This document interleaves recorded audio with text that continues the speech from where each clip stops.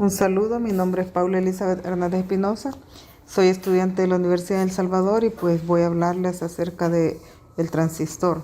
En la actualidad nos damos cuenta que los avances tecnológicos son bastante significativos, pues la invención de algunas máquinas y artefactos electrónicos han llevado a facilitar la vida de los seres humanos mediante creaciones de máquinas que realizan determinados trabajos y eso nos hace ahorrar tiempo y también nos hace ahorrar mano de obra.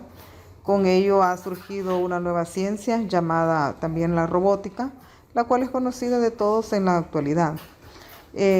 Nosotros sabemos que cuando hablamos de robótica automáticamente se piensa en la palabra robot, pero básicamente en el origen etimológico del robot proviene de la palabra checa robota, que significa trabajo forzado, o también significa servidumbre, con el propósito de expresar las ideas de que los robots puedan parecerse a los humanos y hacer los mismos trabajos, ¿verdad? O realizar el mismo trabajo.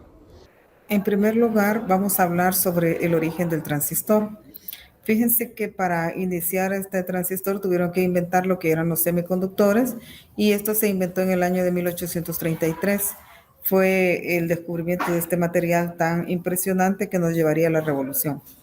La primera observación fue de una propiedad eléctrica típica de un semiconductor y esto hizo que el aumento de la conductividad del sulfato de plata, al subirse su temperatura, se comenzara a generar este tipo de elemento. También podemos mencionar que el primer transistor fue el tubo al vacío que se inventó en 1947 por Barden y por Brattain, ¿verdad? Que fueron los que inventaron este primer transistor, que era básicamente el tubo al vacío. Era un elemento bastante grandote, pero ya era una evolución, ¿verdad? Que se había dado en cuanto a la tecnología. También en el año de 1948, pues hubo por medio de William Shockley, que él fue el que inventó lo que es el BJT, que significa transistor de unión bipolar, porque ya se unían tres tipos de capas, ¿verdad? Solo que se ocupaban solamente las dos polarizaciones, los positivos y el negativo. Si eran dos capas de positivo, una de negativo, o dos capas de negativo y una de positivo. A eso le llamaban este transistor de unión bipolar, ¿verdad? En el año de 1948 fue ahí donde se inició nuestra evolución, ¿verdad? Quizás ya iba un poco más rápido en cuanto a la ciencia. Vemos acá una línea de tiempo en la cual nos indica en qué año empezó a funcionar cada uno de los elementos que ahí podemos observar. Y pues comenzamos con el tubo al vacío, que fue en 1906. Desde ahí comenzó, ¿verdad?, a dar sus primeros pininos y pues al llegar a 1948 encontramos con el BJT y que fue evolucionando por medio de otros transistores conocidos como el MOSFET, el JFET, ¿verdad? Y hasta este año pues ya hablamos de un transistor que básicamente trae una compuerta y ese es el FET, ¿verdad? En el año 2020. Ha venido evolucionando este tipo de elementos semiconductores. También podemos nombrar los transistores como elementos de mediana, de baja y de alta potencia. Si nos fijamos, este tipo de transistores en el año de 1950 todavía era un poquito más grande, pero se hicieron un poco discretos y más modernos en este pleno siglo XXI. Y podemos decir que hoy en día, ¿verdad?, tiene su propio funcionamiento y pues se lo voy a dar a demostrar mediante este video. Vamos a hablar del funcionamiento del transistor. Es un elemento semiconductor de 3 terminales de baja, mediana y alta potencia según el encapsulado. Podemos ver acá que tenemos este encapsulado que es el de baja potencia y pues también podemos ver o verificar que también tenemos elemento de mediana potencia. En este caso, este transistor se comporta como dos diodos en unión en serie y básicamente funciona el transistor de esta manera, aunque un transistor no se puede hacer con dos diodos. ¿Por qué decimos con dos diodos? Porque un diodo trae dos capas y el transistor funciona con 3 capas, es decir, como que tuviera dos diodos unidos. un diodo tipo NP, ¿verdad? Que sería como la mitad del transistor, y el otro diodo PN. Básicamente es una unión de dos transistores que tiene dos negativos y un positivo. Pues este transistor no funciona si yo solamente tuviera como dos diodos unidos en serie, sino que este cuenta con una tercera terminal, que esa terminal va a la base, que es la parte de en medio, la unión P, y esa base es la que me hace funcionar el transistor. Este es un elemento o una placa básicamente ligeramente dopada porque tiene menos capacidad de poder generar lo que es electrones, y en este sentido nosotros mandándole una señal por medio de la base hace que rompa su barrera de deflexión y deje pasar los electrones de un extremo hacia otro extremo. Así es como funciona el transistor, él es excitado por medio de la base. En este caso vemos una conexión y nos damos cuenta que si le está llegando corriente a la base, pues hay un flujo de corriente que podría ser del emisor hacia el colector, o del colector en este caso hacia el emisor, aunque en este sentido no vemos cuáles son las terminales del transistor, solamente el funcionamiento de ello. Por eso decimos que es un transistor de unión bipolar, porque tiene dos polaridades, dos N y una P. Pero la N se repite, ¿verdad? Tiene dos placas negativas y una positiva. A una de las terminales se le conoce como colector, a la otra emisor, y pues tiene una tercera, que es donde se activa el transistor, que es llamada base. Así podemos conocer lo que es el transistor. Tiene tres terminales: conector, base y emisor. ¿Cómo funciona? Básicamente es como una válvula. Si está cerrada, no pasa corriente. Media vez se abre, deja pasar lo que es corriente, ¿verdad? Del colector. Este es un transistor, pues, puede ser de silicio o puede ser de germanio. Estos son los dos elementos semiconductores que nosotros conocemos.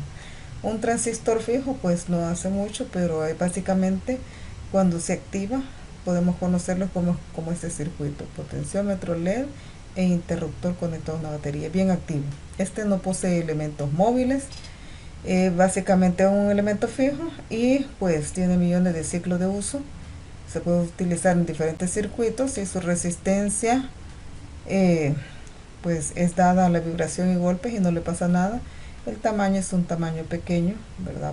Necesita poca materia prima, es por ello que decimos que es un tanto cómodo su precio, ¿verdad?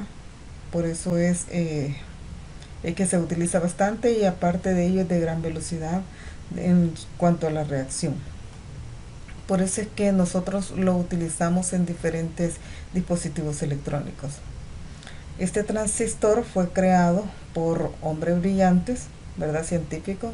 En este caso John Byron, Walter Brattain y William Shockley, que fueron los creadores de lo que es el transistor.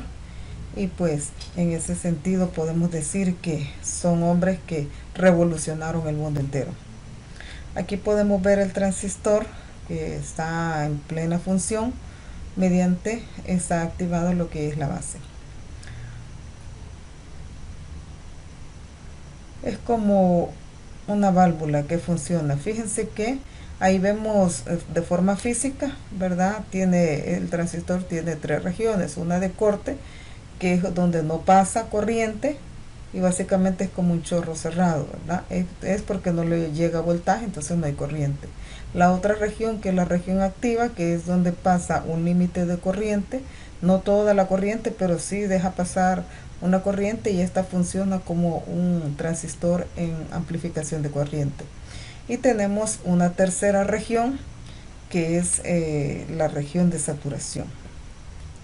Ahora, la región de saturación es cuando deja pasar absolutamente toda la corriente, igual que esta válvula, como que deja que se abre todo y deja pasar el agua. Así es el transistor, ese mismo comportamiento tiene. Cuando está en la región de saturación, deja pasar toda la corriente o la máxima corriente que el fabricante permite.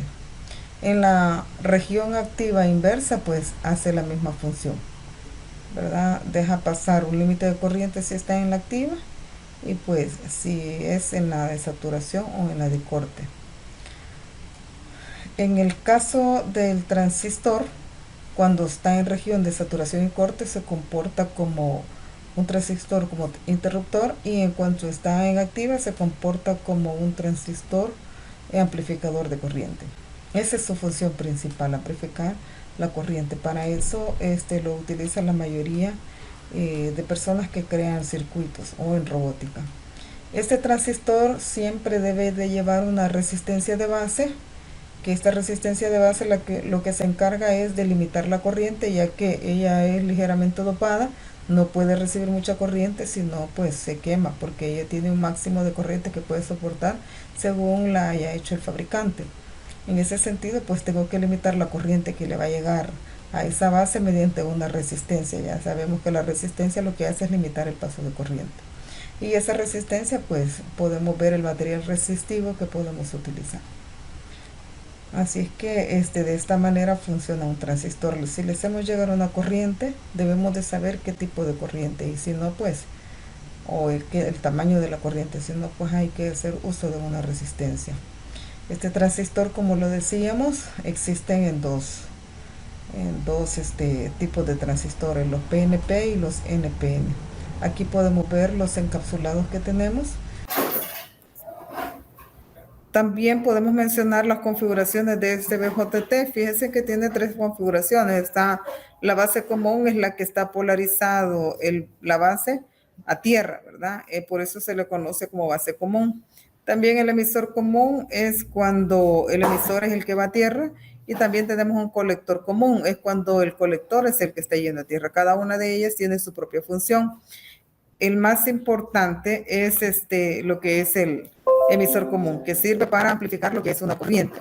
Si utilizáramos el base común, básicamente lo que estamos amplificando ahí es la resistencia, y si es el colector común, pues hay ganancias de voltaje, aunque la corriente también hay una pequeña ganancia. Y también vamos a hablar de los tipos de transistores más utilizados. Tenemos diferentes tipos de transistores, sobre todo hablamos del 2N2222, hablamos del 2N3904, del BC547B, tenemos el BC556, tenemos acá el TIP 120, que son uno de los más utilizados. Este último es un transistor doble, que básicamente le conocemos como par Darlington, que sirve para doble amplificar una corriente, pero también conocemos otro como el 2N3906. Tenemos el TIP 3055, el TIP 2955, que también viene en transistores con alta potencia como 2N3055 o 2N2955. Estamos viendo acá lo que son las características del BJT. Vemos la característica de entrada, que media vez entra una corriente a la entrada, pues habilita lo que es el transistor, y a la salida pues tenemos una señal de corriente que va en aumento. En este caso, vemos en las señales de salida o en las características de salida que él se puede mantener en tres estados. Se puede mantener en tres regiones, ¿verdad? En la región de corte, región de saturación y región activa. Como hablábamos en el video, pues en estas dos regiones, en la de corte y en la de saturación, funciona el transistor como un interruptor, y en la región activa funciona como un amplificador. Bueno, eso es todo lo del transistor, y pues muchas gracias.